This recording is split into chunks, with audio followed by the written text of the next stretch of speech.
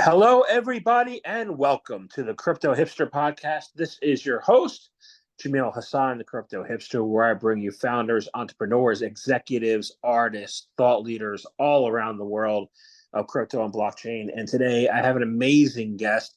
Why? How do I know he's amazing?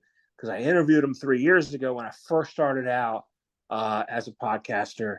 I'm looking forward to this interview. I get his newsletter every week. His name is Jonny Fry. He is the founder and CEO of Team Blockchain in the UK. Jonny, welcome back. Thank you very much. Good to be on the show. I can't believe it's 3 years, you old crypto hipster. That is incredible. Time flies, man. Yeah, we're having fun. When you're having fun, time flies. So I have a lot of fun on this. So thank you. Good. Well, I'm looking forward to being back on the show and sharing with you some updates and thoughts on kind of where we are and, more importantly, where's it going? Because we've seen a huge maturity in this sector. And I look back, as you say, I write a weekly analysis that you very kindly read. Been doing it now for 6 years. And when we started it out, it was very much people were intrigued and fascinated, I think, by this, what they thought was a new technology, blockchain, although it went back really to file sharing and Napsters, and all that sort of stuff. So it's been around quite a long time, distributed ledger technology. But really sort of 2016, 17, we first started to, more and more people became aware of this thing called Bitcoin.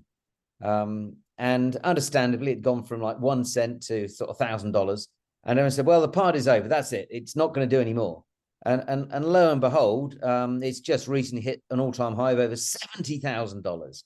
And what started out as a form of electronic or an alternative to electronic cash, according to the great famous Sakamoto Nakamoto, can't even say his name, for goodness sake. The inventor of Bitcoin, who's Satoshi Nakamoto.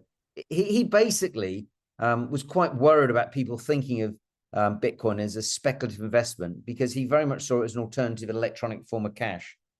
But the trouble is that we've seen it go, as I say, from a cent to $70,000. A lot of people have lost money, and a few people have made a pretty penny. And what it's done, it's really forced something called cryptocurrencies, which you know a huge amount about, I know. But it's really forced the whole concept of blockchain technology and the digitization of assets. And that's something, when we look at the size of different asset classes, but we'll come on to that in a minute. I'm stealing your thunder here. So what's on your mind? How can I perhaps help? You can never steal my thunder. My guests are the thunder. So appreciate you coming on. And we are going to touch on some themes. Some I like and some I don't like so much, but I'm learning.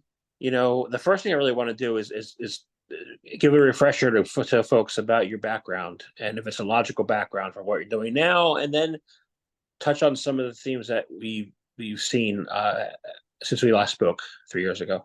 Okay, so if we sort of wind back in time, I first got involved in financial services back in 1985, so it's quite a while ago now, and it basically led to me setting up an investment management business.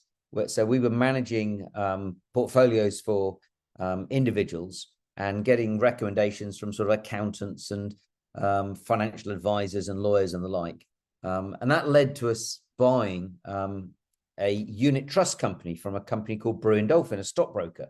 And it shows how old it was. It was unit trusts. Well, we converted those into UCITS, which is what most people are familiar with now. And along with that came a range of funds in Luxembourg called CHAPS, which are like a European equivalent of open-ended mutual funds.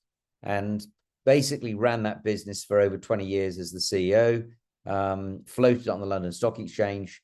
And about 15 years ago, decided, well, that's kind of what I've done almost since leaving college. So I thought I better sort of look at something different, and got involved in a number of different businesses at a personal level, sort of being non-exec or chairman or angel investor in the sort of tech space, in the manufacturing space, in the property area. But I kept getting drawn back into financial services. And at the same time, and this is sort of 2016, 17, started looking at this thing called blockchain.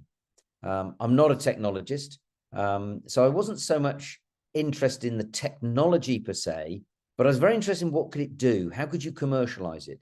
And at the time, the main chatter was around ICOs, and obviously around the performance of things. Look, back in 2018, Ripple or XRP went up by 38,000% in 1 year. And that kind of grabs people's attention because they kind of say, could I, should I, would I, or wish I had. And that whole FOMO drove a huge amount of interest, because had you put in 1,000 or 5,000 or 10,000, then you'd be sitting on a beach, not in a recording studio. And that tended to be people sort of, I wish I had. And they were looking for the next Ripple. They're looking for the next Bitcoin.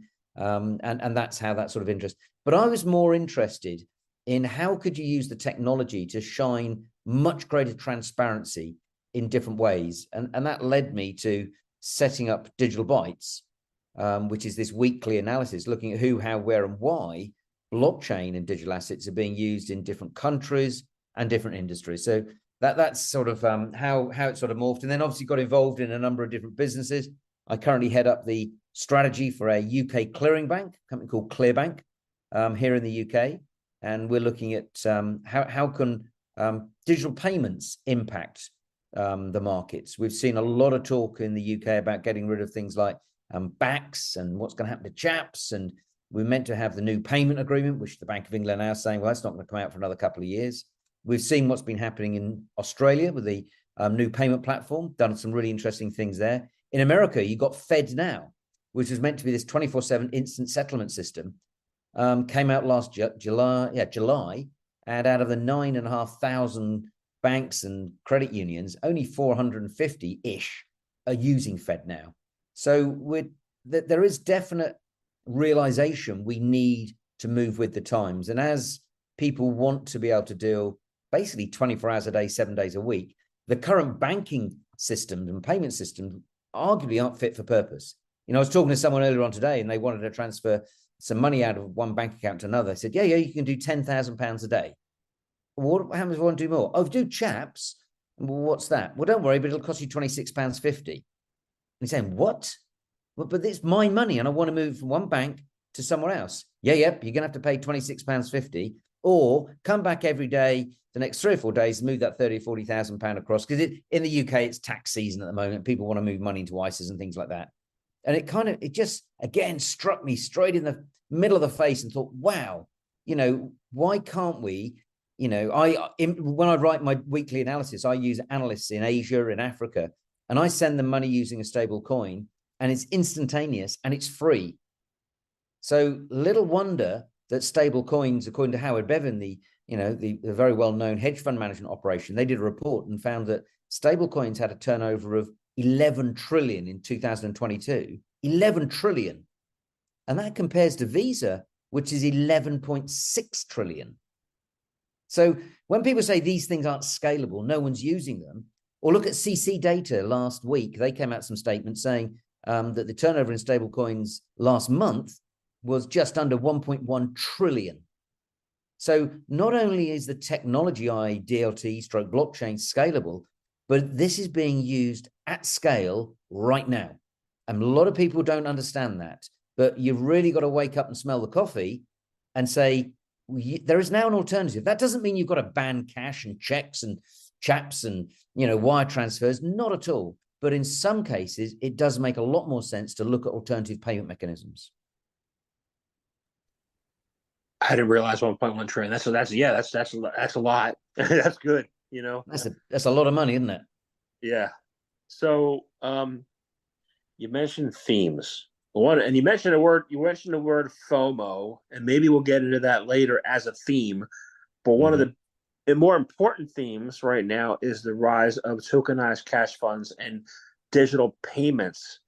What is the current lay of the land there, other than stable coins? Okay, so depending on where your listeners are, these things have different labels. Here in the UK, we call them a cash mutual fund.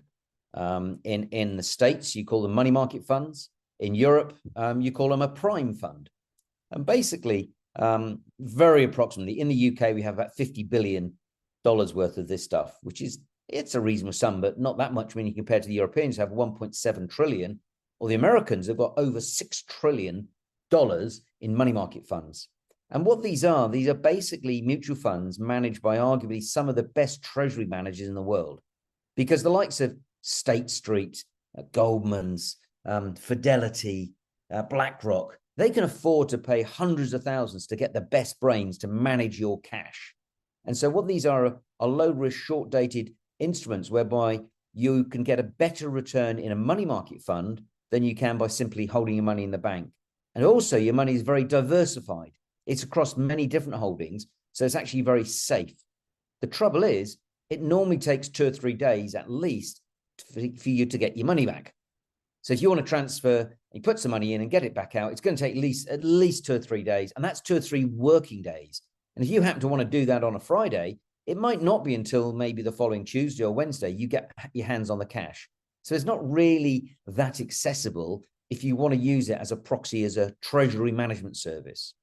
But once you digitize these money market funds, you can actually put your money in and get your money straight out the same day if you so wanted. Now, that's not to say you want to encourage people to be trading these things. That's not the design for. But if you're a company or a wealthy individual and have got more than the investor protection schemes, and they alter, in the States, it's much more than the UK. UK is only £85,000, for example. But if you've got more than £85,000 in a bank, then you have no protection. So you're reliant on that bank that it'll all be okay. Well, the trouble is in the States last year, there were $580 billion worth of bank deposits, which were not okay. Silicon Valley Bank and, et cetera, they went broke. In this country, we obviously, we saw problems with Northern Rock a few years ago.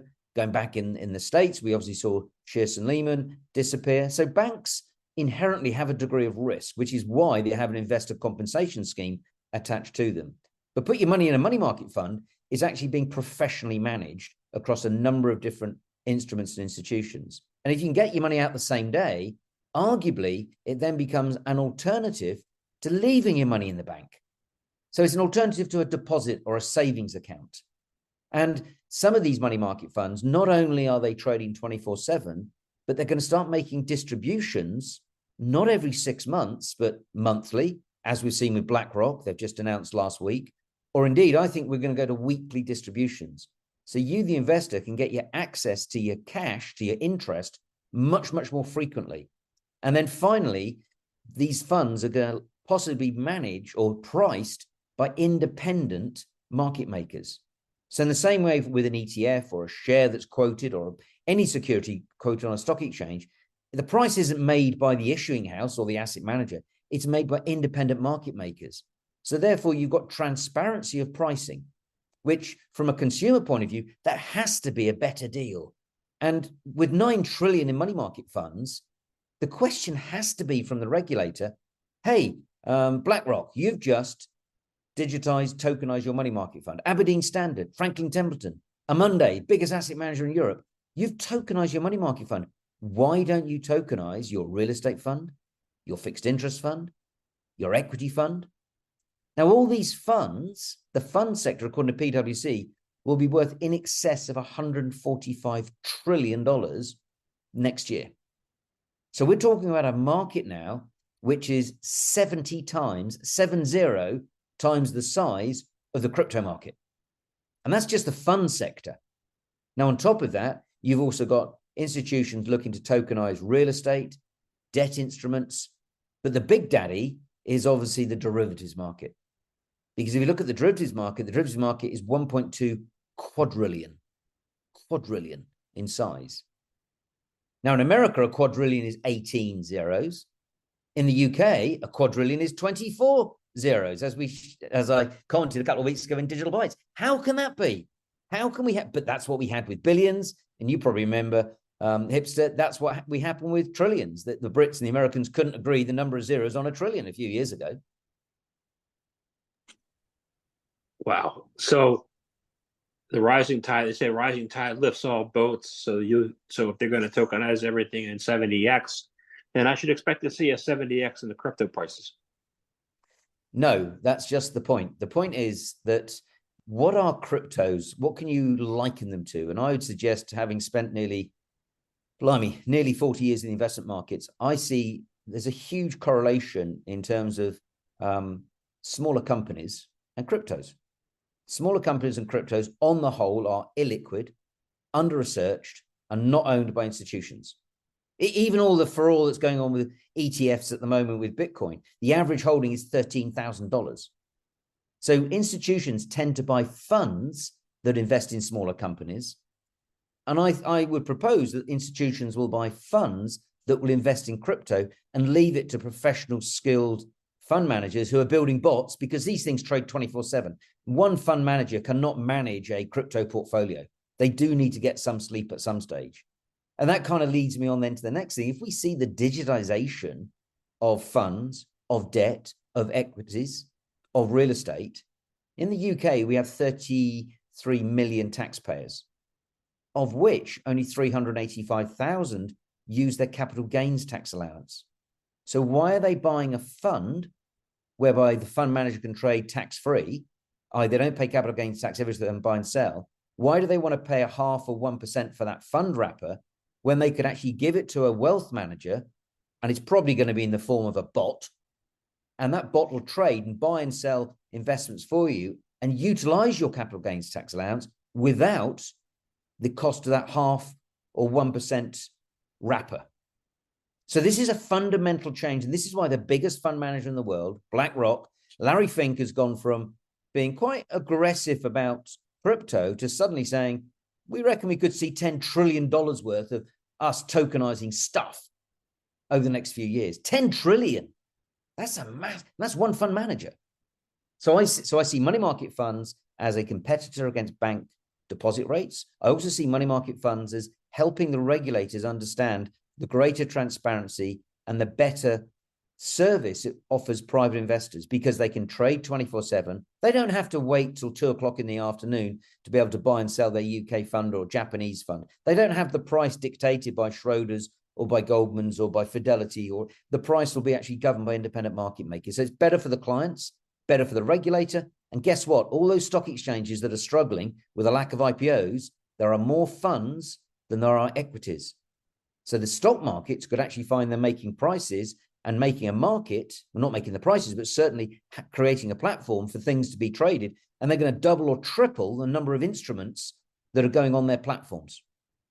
Huge opportunity for the big stock exchanges. Interesting. So as far as crypto then,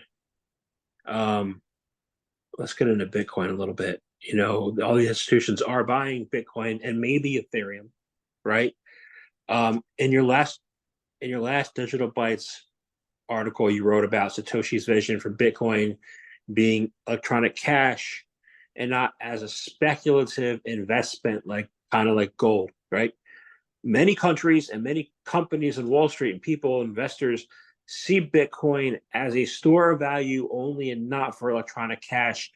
You argue the opposite. Why is that? Well, okay, so I think it's in the last couple of weeks, and obviously we're recording this towards the end of March 2024, and I think it's worth looking at what's happened very recently. And what's happened is there's a gentleman by the name of Dr. Craig Wright, who has just had a court case here in the UK. And let's be honest, the UK, you know, we're good at inventing lots of sports. We're good at sort of law. And we're pretty good at financial services. But when it comes to law, English law is used in 80% of all international transactions in terms of shipping containers around the world. So the English law is held in very high esteem. So Dr. Craig Wright was in court because he was saying, I am Satoshi. I am the man. And he was bringing a case against some developers and saying, I've got some Bitcoin, which belongs to me, but because there was a fork, i.e. you changed the original Bitcoin, I now can't get hold of those Bitcoin and I want that money back. So that was why the court case, in essence, came to be. And the reason I'm just sort of giving you that bit of background is because the court cases actually had evidence whereby they were saying, well, have we got anything that sort of can give us some background? And one of the developers, Marty Malini, he actually released some emails or some correspondence between him and Nakamoto. And Nakamoto actually said in June 2009, and I quote, "I'm uncomfortable with explicitly saying, consider it an investment." He then went as far to say, that's a dangerous thing to say, and you should delete that bullet point. So I think it's pretty obvious. And if you read the original white paper, that it was meant to be, and again, I quote, a purely peer-to-peer version of electronic cash would allow online payments to be sent directly from one party to another without going through financial institutions. Digital signatures provide part of the solution, but the main benefits are lost if a trusted third party is still required to prevent double spending. So sorry, a bit of a mouthful there, but the reason I think this is so important is that we've spent the last 40, 50 years moving away from something called bearer securities. So when you had a bond, so your company issued a debt instrument, at the bottom of that paper certificate was a whole load of things called coupons. And it said, in January 2000, I will pay you £200. In June 2000, I'll pay you another £200. And there were all these like little dates that could be redeemed going on maybe for 10 or 20 years. And when you'd actually been paid your money, they literally came along with like a hole puncher and they clipped the coupon. And they said, I'm going to physically go clunk, and I'm going to make a hole in when you were paid. I'll pay the money, and then we've got proof it's been paid. So I could hold that instrument. Let's say it was a 10-year instrument. I hold it for 5 years, and I give it to you, and you give me $10,000, let's just say.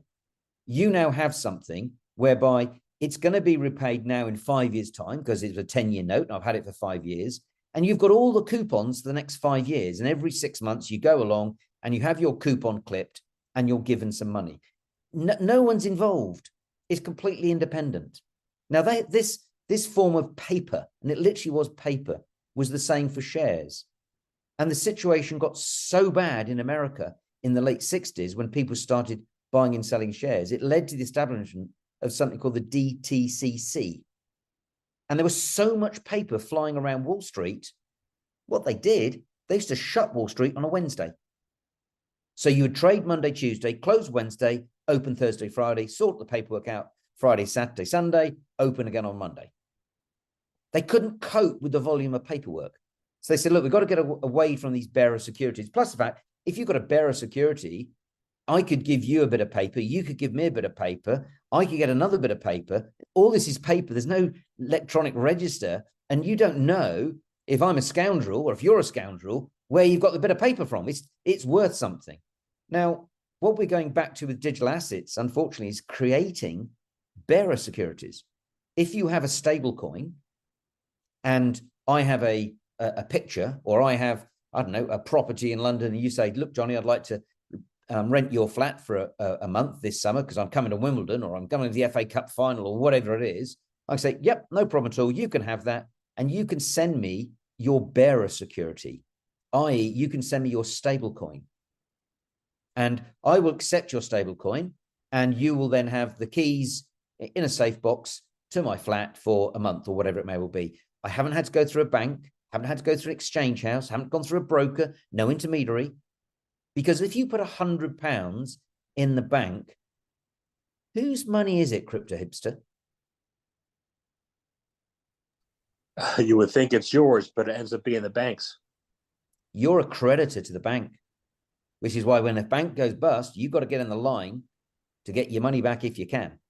And the reason it's the banks is the bank lends money against your £100. So they lend out to maybe 4, 5, 6 people. So that though you're £100, they've created £500 literally out of thin air. And that's called fractional banking. Now, if a bank issues £100 of stable coin, and let's just assume that £100 is held 100% in a big safe deposit box at the bank, it's not the bank's £100, is it? It's £100 in a safe deposit box. Right. Yep. And therefore, you've created a bearer instrument, so you and I can do something called an atomic swap. We can do a peer-to-peer transaction. We don't need to go anything because you can go to the bank. Let's say it was, I don't know. Let's say it was BNP Paribas, and there's my €100, and you say, thanks, Johnny, I'll take you €100. You go to BNP Paribas, say, well, I've got this thing, says €100. Will you pay? Yeah, no problem. We've got €100 in the bank. So we've created a bearer instrument, the very things which we've tried to get rid of over the last, well, since the 70s, really. But the problem with bearer instruments is there was no track record, there's no transferability. Now, when it's digitized, you can track and trace, and therefore a digitized asset is not dissimilar to leaving a digital footprint. So people can track. So if I said to you, you know, the £20 in your wallet, or the $30 in your pocket, or the, you know, you got a couple of euros stuffed at the back of your sofa, who owned that? And then who owned it before them, and before them, and before then, and before then, until eventually we get to the Royal Mint or wherever it was issued from the central bank? You've got no idea. Whereas if you've got a digital asset, you can do something which is referred to as hops. You can go back to the previous wallet, to the previous wallet, to the previous, because there's a record. So eventually you say, oh, and it was created, it was mined in the case of a cryptocurrency, or it was issued by, I don't know, BlackRock, their institutional money market fund. They issued that on the 20th of March, 2024. Oh, okay.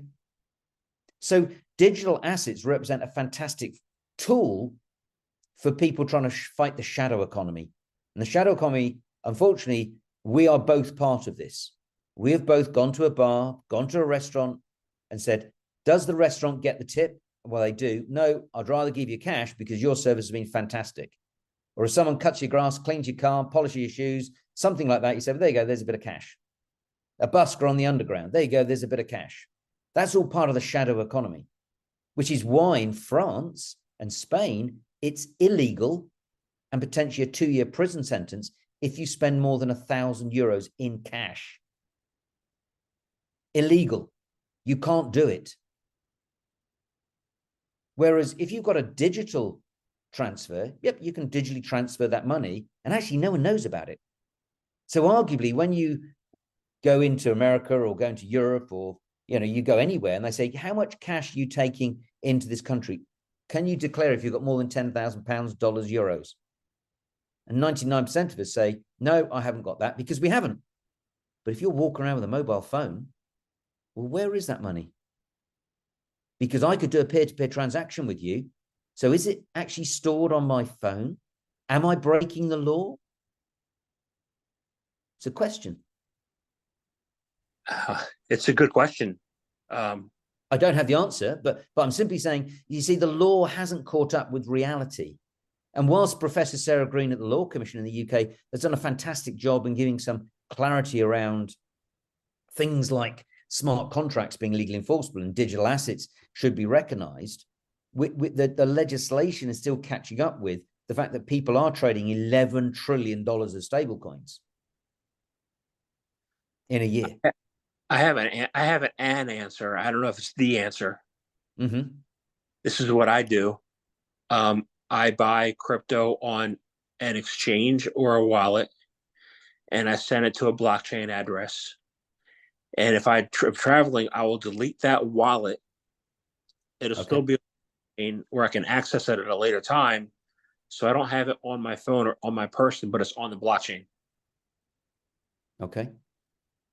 But you could see some people argue, yes, but you've effectively bought it into the country, because you can now spend that money in the country without anyone actually knowing, no exchange controls. We don't know what's going on happening. Yeah, can. True. Yeah. So the question, do you have $10,000 on you, actually isn't the right question. Do you have access to spend $10,000 without going through the banking system? And you can see how complicated this is now getting. Yep. But the really great thing about this is that, digital payments are making the financial markets much, much more inclusive. I've just mentioned to you, I've got a number of research analysts. I like to get an Asian and an African perspective on some of the articles that we write about, because people from different cultures and creeds and religions, they look at things in different ways. And I think that's really, really helpful. But if I want to do a wire transfer and send money to Asia, well, that could cost me between 5 and 10% and maybe take 4 or 5 days to get there if I used fiat. Now, if I go and use a stable coin, they get the money almost instantaneously. And it's free for them and it's free for me. So why wouldn't I use that?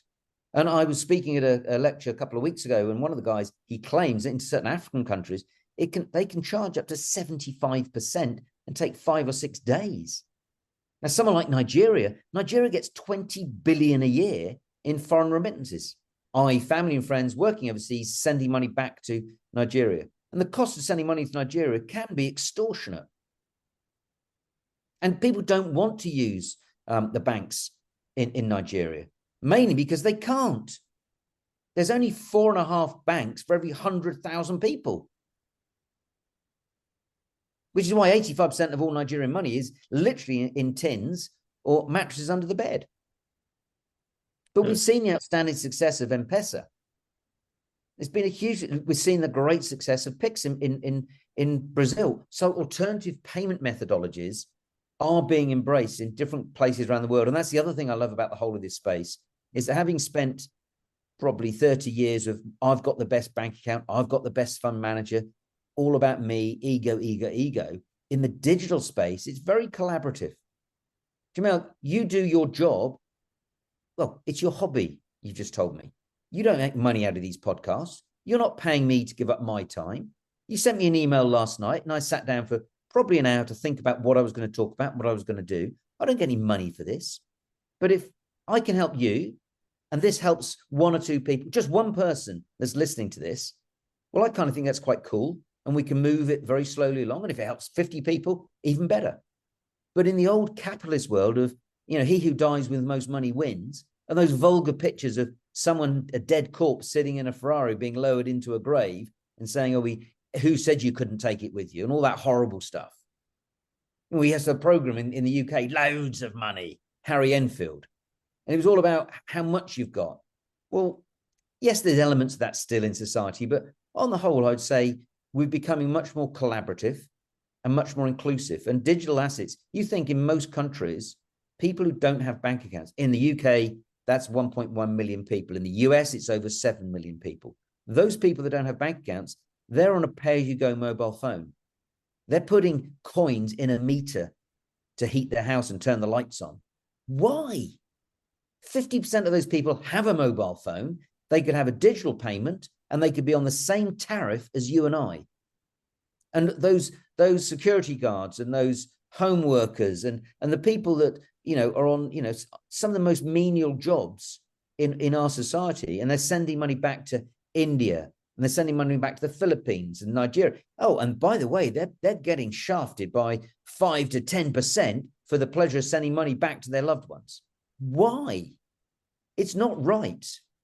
And a digital payment can make that instantaneous and move the money very, very efficiently. So it can make it much more inclusive. And then you lead into the whole subject around microloans and giving credit. And there's some really good things. This isn't just about rich people making a bit of money. This is about having a society which is fairer, more inclusive.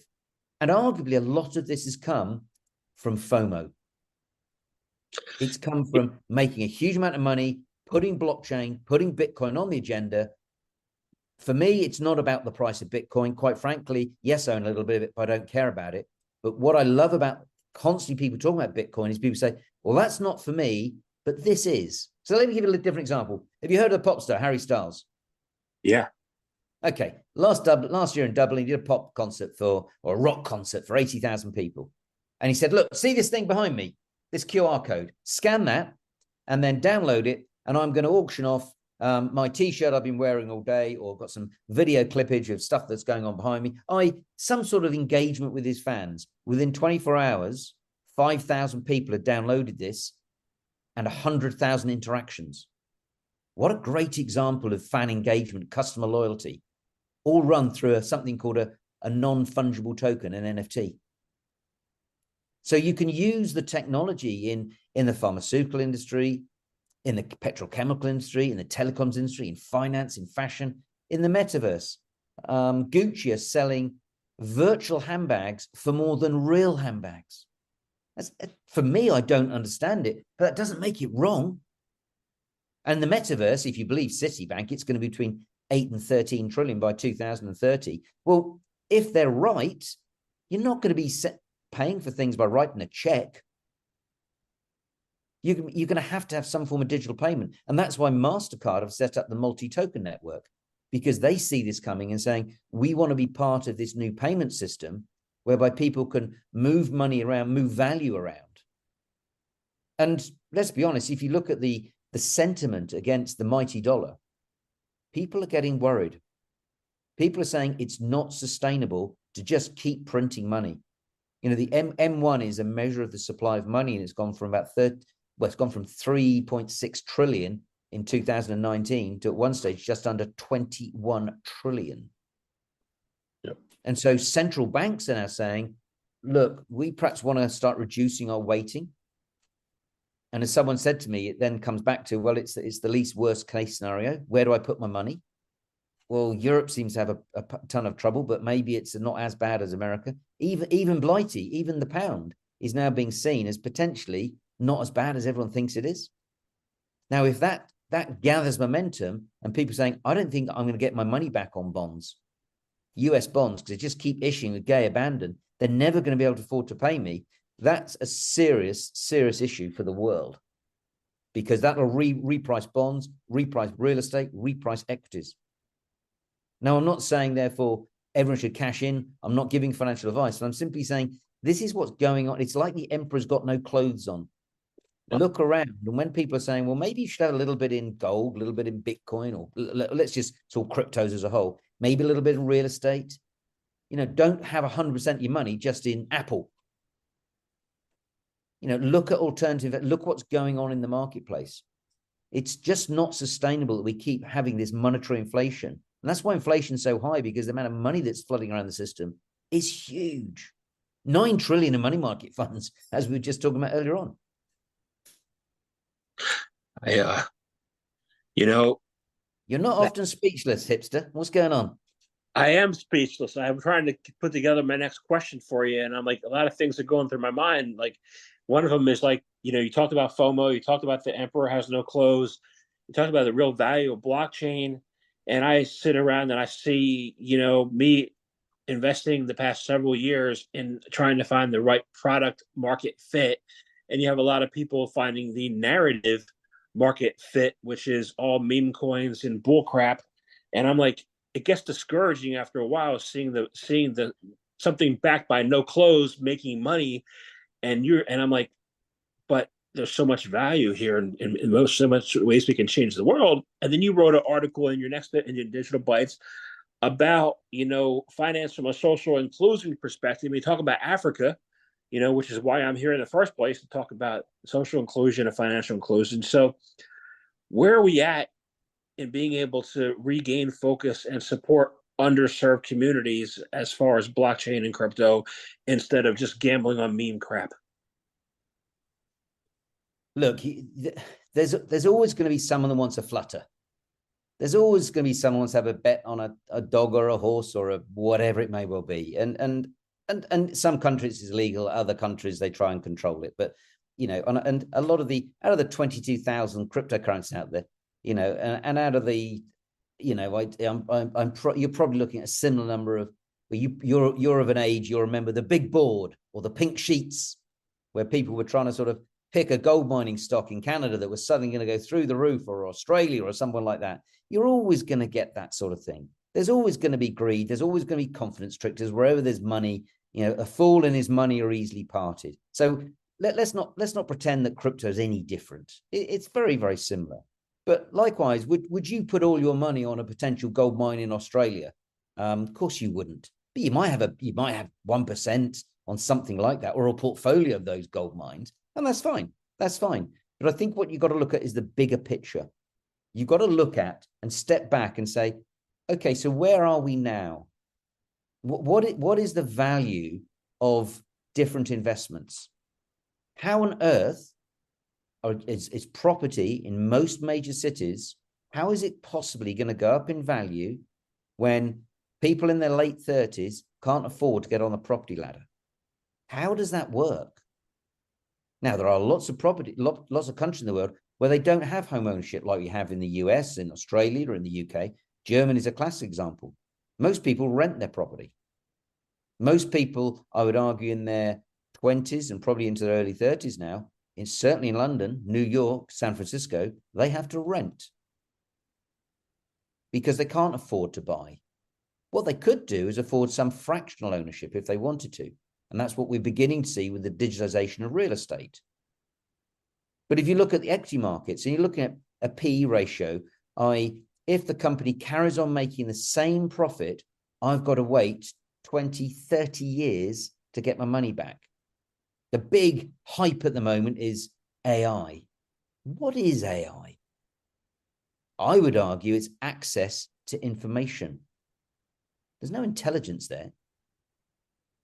I'm not a medic. If you put me down and I had to go and do the medical exams in any country with the best AI engine there, I suspect I would still fail because I don't know the right questions to ask.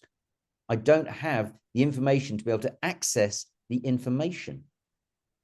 So unfortunately, I think a lot of people are going to be upset, worried, rather cheesed off, if I could use such an expression, that actually AI isn't everything that people are cracking it up to be. But if you look at another technology, which is virtual reality, augmented reality, or extended reality, and if you stick on a pair of a headset from Google or Apple, doesn't matter who it is, and you then say, okay, with my wealth manager, Johnny, you ought to go and buy Nvidia. And I go, Nvidia? Isn't that what my mum used to use as a hand cream? No, that's Nivea. Oh, okay. So take me to the Nvidia factory. Take me to one of the people that uses it. How do they use it? Let me look at the financial statement. Now, all of that can be using artificial intelligence, virtual reality, to create a much more immersive experience that I can now start understanding who is Nvidia, what do they do, how do they do it, where do they do it? And with the help of a bot, I can then perhaps interpret the balance sheet because I compare it to something else and the free cash and all the stuff that you understand. But most private clients, they say, oh, it's too hard work. I'll give it to someone. Because where do you go to get that information? But if you can actually have a very immersive experience and use it for training purposes, that may be for your portfolio, much, much more important, it may be to help a part qualified surgeon carry out a very tricky operation in the field, in a remote location, being directed by one of the top consultants globally who may be in Asia, maybe in Latin America, maybe sitting here in Harley Street in London. It doesn't matter. But you can use the technology to really expand. And you could perhaps, that same surgeon could end up doing 5 or 6 or maybe 10 operations in a day because he's only called in on the tricky part. Now, that's what I find so exciting and so interesting. But just look at what would you do if the market fell by 20%, had it fallen by 20% an hour ago? Most people would be very, very upset. So put yourself and say, what if? Look at it's interesting when we talk to businesses, we often ask them, what have you done about the sensitivity analysis? And they look at me as if I've come from Mars. Well, what happens if your sales double or triple the next year? What would you do? What would you do if your sales halved? What actions would you take? Which are the numbers of staff that you would start getting rid of? Which factory would you shut down? What would you do? What's your risk tolerance? And it's the same with managing money. So it will mean that probably you're having a bit more cash now than you would have otherwise, but maybe you'll sleep a bit easier. But if the market did fall by 20, 30%, well, you're then in a position to take advantage of that fall. But market timing is incredibly difficult and very, very dangerous. So you have to be careful. But all I'm saying that cryptocurrencies are not the silver bullet. And there are a lot of scammy, horrible coins out there, which you know better than I do because you study this more than I do. But what I'm interested in is how the technology can help in a much more inclusive manner, but also solve some of the big issues that different industries face. And it can, without a doubt. But it's not a new paradigm, and it's not evangelical. It's not going to solve all the problems, but undoubtedly it can help us in different ways. I've subscribed over back in 2017 when I was chasing and trading all the time, and basically what I do now is completely different, opposite, right? What I do is I've constructed a portfolio and I look at my correlation coefficient and it's closer to 0 as possible. And then I've gotten away with all the unsystemic risk. And so if it falls 20%, I know it's going to come back up next week. I'm okay. But But then, so I guess that FOMO was a theme as human nature. But, the key for me has been just to diversify the way the risk, and it'll go up in the long run. Yeah. Well, the other thing is that something like cryptocurrencies, they're very, very volatile, and they're fantastic for pound cost averaging. Put away $20 a week, a month, a year, don't matter what it is. And over time, you'll smooth out that volatility. If you probably remember a couple of weeks ago, we had one of our guests, Charlie Morris, and he was talking about Bold, which is a portfolio which is invested in Bitcoin and gold. And it's roughly 25% Bitcoin, 75% gold, because Bitcoin is 3 times the volatility of gold. If they were the same volatility, it would be 50-50. So what it's meant over the last couple of months, because Bitcoin has performed so well, he keeps selling Bitcoin and buying gold. Now, if Bitcoin collapses, he'll start selling gold and buying Bitcoin. So he's top slicing as he goes up, and he's adding as it goes down. So that's one way of being very disciplined to then have exposure to 2 asset classes, which in his opinion are a fantastic hedge against monetary inflation, i.e. printing too much cash. So there are these structures and ways around that you can look at, which look just a little bit more intelligent than just having a punt and hoping. Yeah, that's what I think I like to do that. I do that.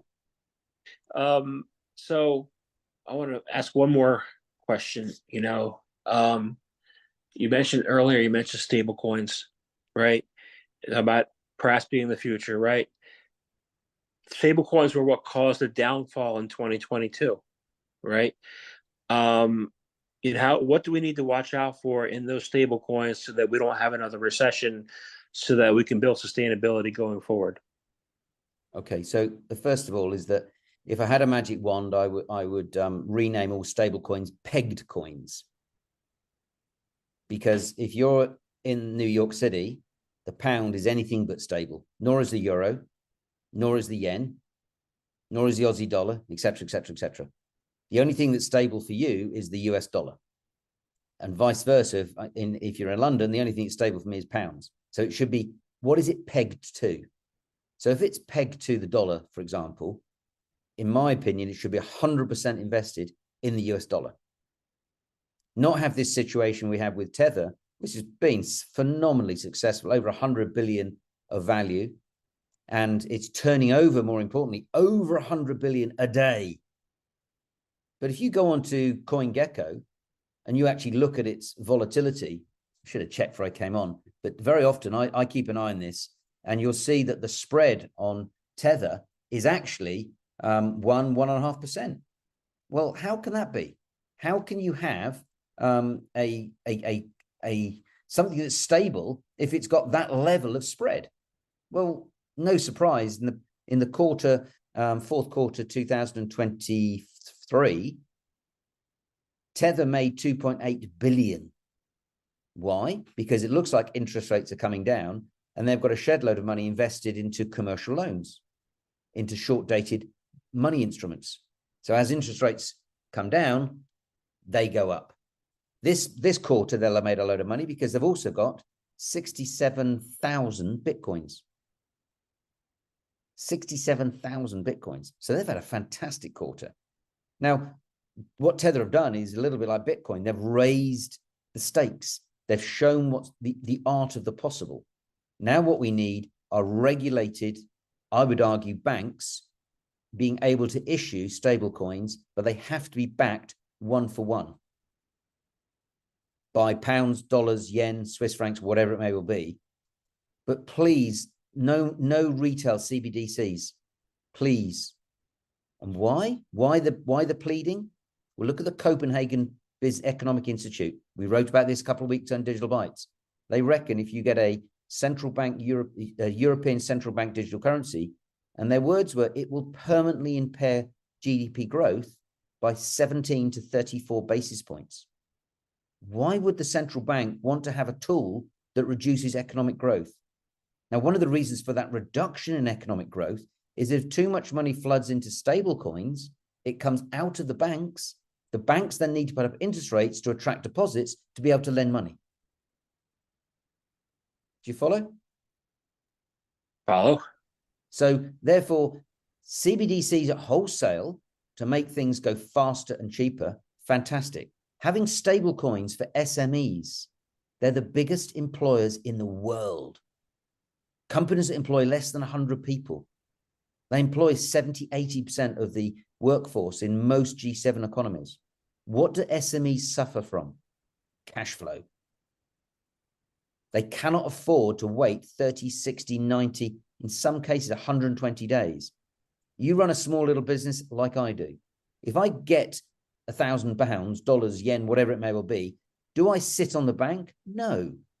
I invest it, I buy something else, I expand the business, I pay myself some money. So that money gets circulated faster. The faster the money goes around the economy, the faster the economy grows because taxes are being created, money's being spread. So one way to solve productivity is to get money flowing around the system faster, not have the situation that I spoke to earlier on, where going into a bank and saying it's going to take 2 days to transfer money because I've got to write you a check. Alternatively, it's going to cost you to transfer money. So if we could actually get money moving faster, and the institutions, the regulators saying, we want delivery versus payment. Again, Jamal, I wrote about this a couple of weeks ago, T0. The institution saying, I want to deliver a stock to you and I want to be paid now. I don't want to wait 2 or 3 days. So if it's good enough for institutions, why isn't it good enough for small, medium-sized businesses? You know, a graphic designer, he produces the advert, he produces all the copy, gives it to you. Why do you think you can then wait 90 days before you pay him? He's done his job, but that's what's going on. So we need governments to start introducing delivery versus payment with smart contracts. You deliver the service, the product, the goods, I get paid. In a smart contract, no argument, no credit control, no money laundering, none of this, oh, well, I've got to check your employee. You know, I've got a situation where one of the biggest banks in the world is saying, oh, well, can you send me a copy of your incorporation of your share certificate incorporation? No, go to company's house. It's there. Don't take me and I suddenly produce some dodgy share certificate, which I'll print off the back of a, you know, back of a barrel or something. They've got access to this information. But why do they want that in any case? Because they're worried about money laundering. Why are they worried about money laundering? Because they've been fined 58 billion in the last 20 years. So this is where the big promise, this is where we can unlock some really good things using the technology and things like stablecoins. Delivery versus payment, pay money faster, get the economy going, increase productivity, and help individuals. No end. Not very sexy. You're not going to make a lot of money out of it, but the economy will grow faster. Yeah, the economy. That sounds great to me. You know, yeah, I got to think. I got to digest that because it makes a lot of sense. You know, so I want to thank you very much for talking to me again. It's been a great conversation. I really enjoyed, lots of your insights. It was great. I have one last question, and it's easy. How can people find out more information about you, about Team Blockchain? Get a copy of Digital Bytes Weekly from you? How can they do that? Well, the easiest way is just go on LinkedIn, Jonny, Jonny Fry. You can go to Team Blockchain, you can go digitalbytes.substack, or they can perhaps contact you and you'll put them in contact. But it's a free analysis. There's no investment advice, there's no recommendations. We make our money by institutions actually use our content. So there's nothing biased. We're not trying to sell something. We're simply trying to point out some of the things that we've tried to touch on today and pose the question, why? What does it mean? What does it mean that PayPal have now gone from 0 to nearly 400 million in a stable coin? How does that impact Visa, Mastercard, American Express? How does that impact me? What does it mean? And we try and pose those questions. We don't have the answers most of the time, but it's simply putting out the question, and we get a lot of feedback. Well, have you thought about this? Or what about that? So one final little point I'll leave with you is that central bank digital currencies, at the moment, they're looking to create assets, issue a central bank digital currency without a liability. They don't want to pay any interest. So you're going to give a central bank, let's just call it 100 billion collectively. That's going to save the central bank, aka the government, 5 billion a year.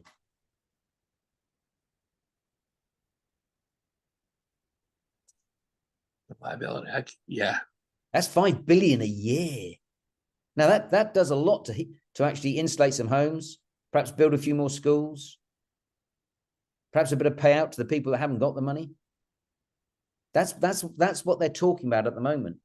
And in doing so, will stifle the innovation of private companies to be able to drive some of this forward. And I'd argue that it's the innovation we need, not to try and actually, for the central banks to try and not pay interest on something which could actually really drive that flywheel of getting SMEs paid faster and get the economy moving quicker. Look at the bigger picture. That's really quite exciting. But that's the proposal at the moment. Don't pay interest on CBDCs. Interesting. Thank you very much for your time today. Let's not leave it 3 years next time. Got it. 10-4.